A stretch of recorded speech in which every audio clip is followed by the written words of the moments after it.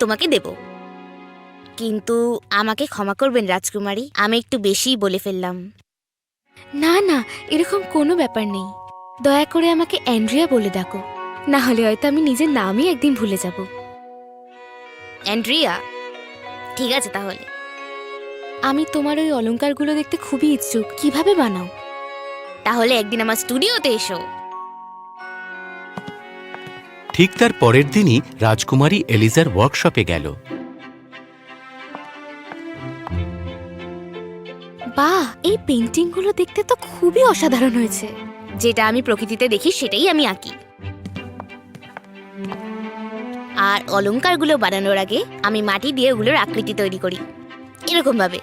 এসো, তুমিও হাত লাগাও মাটিতে। আমার হাত নোংরা হয়ে যাবে। আমি বলতে চেয়েছি এই মাটির মধ্যে দিলে আর কি। আর সেটাই তো সব থেকে খুশির বিষয়।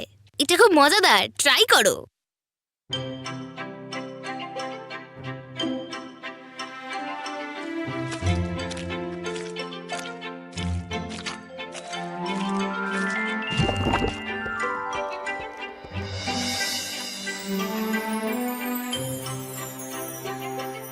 অ্যান্ড্রিয়া, তুমি তো খুব সুন্দর বানিয়েছো। আমি তো খুব মজা পাচ্ছি এটা করে। মনে হচ্ছে যেন ধরে রেখেছি